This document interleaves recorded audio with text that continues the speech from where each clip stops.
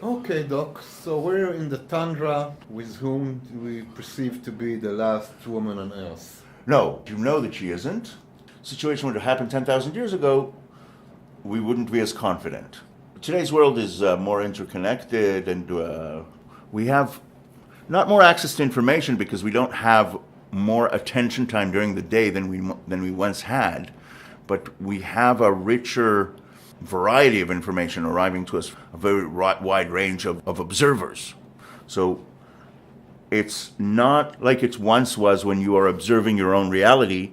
We are all observing our own realities, transmitting them over the ether to other people, and sharing what they are transmitting at any given time. It's as if a little bit of the hive mind dwells in every one of us at any given time. And that being the case, it becomes easier to gain the confidence that we are not alone, easier than it once was.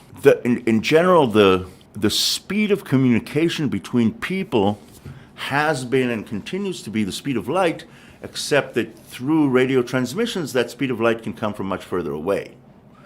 I don't have to see you in order to know that you're there.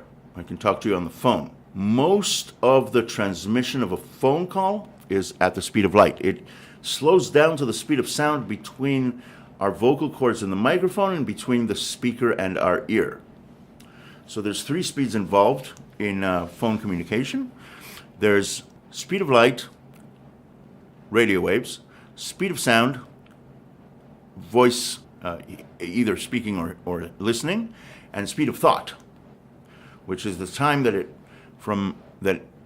takes from the decision to make an utterance to the utterance itself, and the time that passes from the perception of an audio signal until we understand the meaning.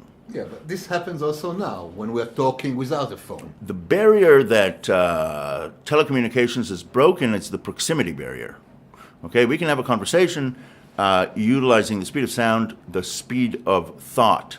And the speed of light comes in when I follow your body motions and your body language. So actually you're talking to me in 2 different languages at the same time. But if you were to go home and then we have a video call where all of those signals continue to exist, we can do that today. We couldn't do that before telecommunications. Okay, so the proximity barrier has been broken. So that makes the Earth feel small when, in point of fact, it hasn't actually shrunk. It just feels smaller. Bill Bryson talks about this when you actually, somewhere in between A Short History of Everything and A Walk in the Woods, he came to the recognition that if you put your shoes on and get out of the house, you realize how large the Earth is at ground level.